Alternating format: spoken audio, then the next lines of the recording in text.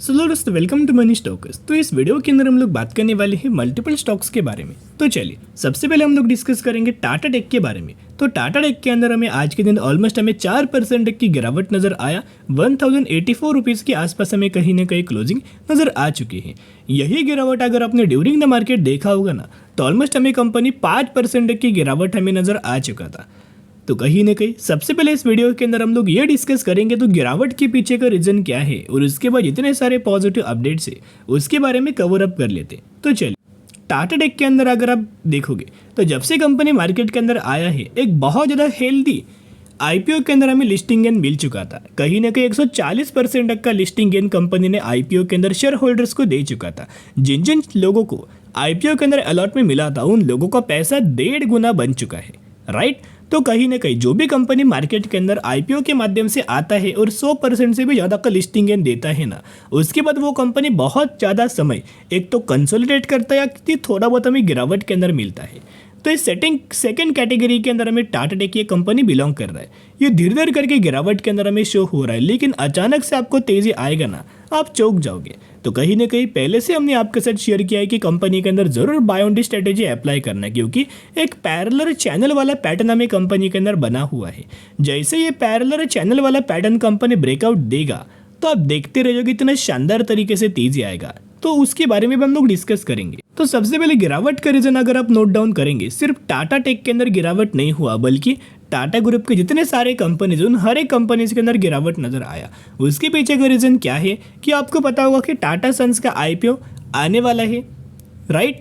ये अनाउंसमेंट किया गया था आरबीआई के द्वारा। आरबीआई नॉर्म्स के द्वारा यह बोला गया है कि टाटा सन्स का आईपीओ हमें लाने वाले हैं, लेकिन टाटा सन्स ये नहीं चाहती कि ये आईपीओ लाए। यही न्यूज़ को देख के, यही कन्फ्यूजन को देख के, यही जो डिनाई किया गया है टाटा सन्स के द्वारा कि हम लोग आईपीओ नहीं लाने वाले, राइट, इसके द्वारा हमें जितने सारे टाटा ग्रुप की कंपनीज, उन हर एक कंपनीज के अंदर गिरावट नज़र आया। सबसे ज़्यादा गिरावट हमें टाटा केमिकल के अंदर नज़र आया, जो कि 10% के आसपास।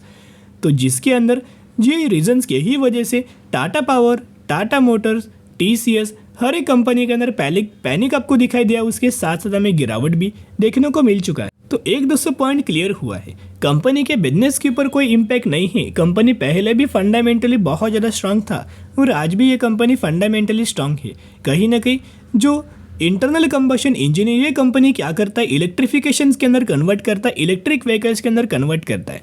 उसके साथ साथ ये जो कंपनी है ना, ये ऑटोमोटिव सर्विसेज, ऑटोमोटिव सेक्टर को सर्विसेज भी प्रोवाइड करता है। फिर ये कंपनी अगर आप यह देखोगे तो एरोस्पेस इंडस्ट्रीज के अंदर भी काम करता है। बिजनेस तो बहुत अच्छा, जैसे कि आपको पता है केपीआईटी आईटी सेक्टर से बिलोंग करता है, वैसे ही टाटा टेक भी आईटी सेक्टर से बिलोंग करता है, लेकिन सर्विसेज एरोस्पेस को प्रोवाइड करता है एंड ऑटोमोटिव सेगमेंट को प्रोवाइड करता है। टाटा टेक के अंदर एक न्यूज़ मैंने आपके साथ शेयर किया था कल के दिन। ये टाटा टेक का एक पार्टनरशिप हुआ है, एक एग्रीमेंट हुआ है तेलंगाना फॉर स्किल सेंटर्स के लिए। अभी कंप्लीट अपडेट्स के अंदर नोट डाउन करके चलेंगे। तो टाटा टेक का जो कोलैबोरेशन हुआ है, एग्रीमेंट साइन हुआ है ना, वो किससे हुआ है? ये एग्रीमेंट साइन हुआ है स्टेट गवर्नमेंट के साथ। तो कहीं ना कहीं ये इसका बहुत अच्छा खासा बेनिफिट टाटा टेक को लॉन्ग टर्म के अंदर देखने को मिल सकता है। तो चलिए टेक्निकल चार्ट को डिस्कस कर लेते हैं। बिजनेस आप सभी को पता है, पैरामीटर्स भी हम लोग बात करेंगे। सबसे पहले टेक्निकल चार्ट को कवर कर लेते हैं। यहाँ अगर आप एक पॉइंट नोट डाउन करके चलेंगे तो एक पैरेलल चैनल कंपनी का बना हुआ है। ऊपर से लगातार कंपनी रेजिस्टेंस फेस करता है, नीचे से लगातार कंपनी सपोर्ट लेता है, और जैसे ही कंपनी सपोर्ट लेता है वैसे कंपनी डायरेक्टली तेजी आता है। अभी भी कंपनी के अंदर सपोर्ट लिया गया था और ये तेजी आया था, एंड कंपनी ने यही रेजिस्टेंस लेवल्स के आसपास हमें जाके क्लोजिंग दिया था। लेकिन आज के दिन जो कल के दिन गिरावट हुआ था, या फिर जो कल के दिन जो अपडेट हुआ था, जिस वजह से हमें आज के दिन हमें गिरावट हुआ है। अभी एक पॉइंट नोट करना, ये पैरेलल चैनल क्या बार बार सपोर्ट लेगा, बार बार रेजिस्टेंस लेगा? बिल्कुल भी नहीं। कभी ना कभी कंपनी ब्रेकआउट करेगा या फिर ब्रेकडाउन करेगा। लेकिन ब्रेकडाउन करने के लिए क्या रीज़न है? बिल्कुल भी कोई रीज़न नहीं है। ब्रेकआउट करने के लिए बहुत सारे रीज़न है, क्योंकि कंपनी के क्वार्टर 3 रिजल्ट्स के अंदर भी बढ़िया तरीके से परफॉर्म किया गया था। बिजनेस भी शानदार तरीके से ग्रो हो रहा है, और मैक्सिमम जो कंपनीज बिजनेस अपना जनरेट करता है, रेवेन्यूज अपना जनरेट करता है, वो टाटा मोटर्स से करता है एंड जेएलआर सेगमेंट से करता है। तो इसको कोई ज़्यादा हमें प्रॉब्लम नज़र नहीं आता, क्योंकि इन कंपनीज़ का भी बिजनेस हमें लॉन्ग टर्म से ही जुड़ा हुआ है। उन व्हीकल्स को, उन कंपनीज को ये सर्विसेज प्रोवाइड करता है। अभी क्या है ना, जैसे कि ऊपर से कंपनी लगातार पैरेलल चैनल ही, जैसे कंपनी पैरेलल चैनल को ब्रेकआउट करके रिटेस्ट करके फिर ये कंपनी जब बाहर निकलेगा ना, तो सबसे पहले आप टारगेट समझ लेना कि 1320 रुपये का सबसे पहला टारगेट आपको दिखाई देगा। उसके बाद 1400 रुपीज़ तक का टारगेट हमें दिखाई दे सकता है। पैरामीटर्स कंपनी का चेकआउट अगर आप करेंगे तो सबसे पहले हम लोग बात करेंगे रेवेन्यूज के बारे में। 2013 में 2050 करोड़ का रेवेन्यूज था, जो कि करंटली 4500 करोड़ का रेवेन्यूज दिखाई दे रहा है। फिर कंपनी का प्रॉफिट्स अगर आप ये चेकआउट करेंगे तो 2013 में 301 करोड़ था, जो कि करंटली 624 करोड़ देखने को मिल रहा है। एंड करंटली ब्रोकरेज फर्म के द्वारा भी हमें टारगेट टाटा टेक को लेके दिया गया है। अगर आप यह देखोगे तो इनका मानना है कि बहुत ज़्यादा कंपनी 1600 रुपीज़ तक का टारगेट, सबसे पहले 1300, उसके बाद 1600 रुपीज़ तक का टारगेट अचीव कर सकता है। एंड सेकेंड ब्रोकरेज फर्म के द्वारा टारगेट दिया गया है कि ये कंपनी 1625 रुपये से लेके 2000 रुपीज़ तक का टारगेट हमें ये कंपनी अचीव कर सकता है। तो जो टारगेट्स हमें दिया गया है टाटा टेक के अंदर वो बहुत अच्छा है, तो ज़रूर कंपनी को लॉन्ग टर्म के लिए buy on the strategy apply करके चल सकते हैं। टीसीएस के दोस्तों अभी हम बात करने वाले हैं।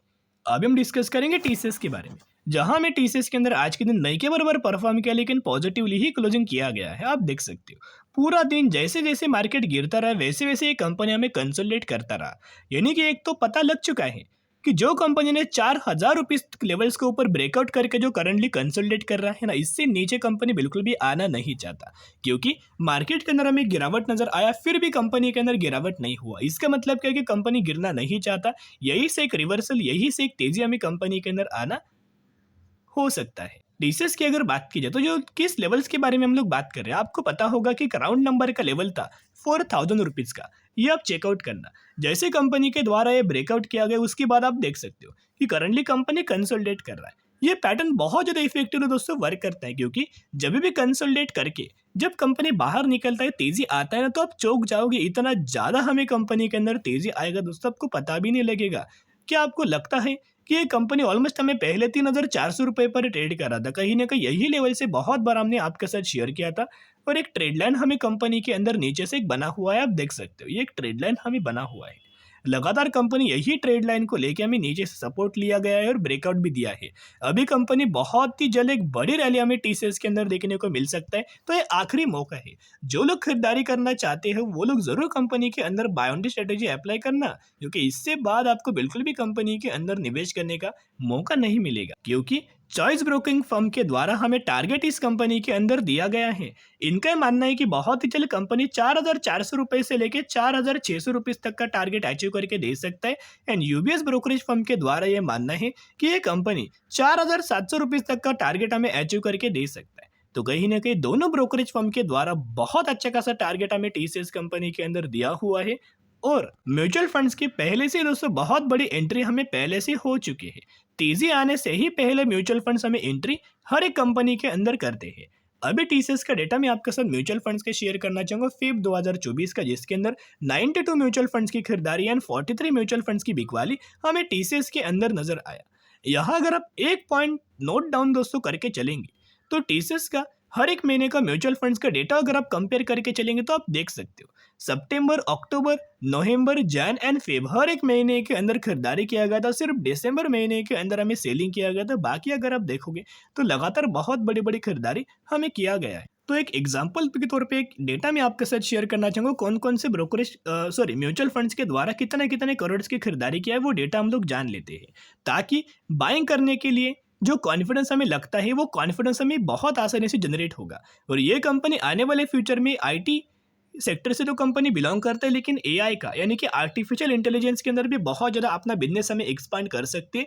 तो बड़ा धमाका हमें टीसीएस के अंदर देखने को मिल सकता है। तो सबसे पहले म्यूचुअल फंड्स का नाम है एसबीआई, जिनके द्वारा 20,000 करोड़ की खरीदारी किया है। कॉर्न का एक है जिन्होंने 7,200 करोड़ की खरीदारी, एचडीएफसी 11,000 करोड़, कॉर्न 4,150 करोड़, नेपॉन 21,580 करोड़, महिंद्रा 3,000 करोड़। यानी कि जो खरीदारी हमें किया गया है बहुत बड़ी बड़ी खरीदारी हमें कंपनी के अंदर लगातार कर चुके हैं। तो जरूर कंपनी के अंदर buy on the strategy apply करके चल सकते हो। अभी हम बात करने वाले केसर इंडिया लिमिटेड के बारे में। 3,527 रुपये की क्लोज हुआ एंड 1950% तक का रिटर्न शेयर होल्डर्स को बना के दे चुका है।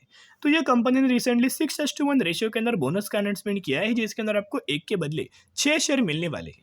जरूर कंपनी के बारे में स्टडी एनालिसिस कर सकते हो। चलिए आज के लिए इतना ही। अगर आपको ये वीडियो पसंद आए जरूर वीडियो को लाइक और चैनल को सब्सक्राइब कर सकते हो। फिर मिलेंगे, बाय।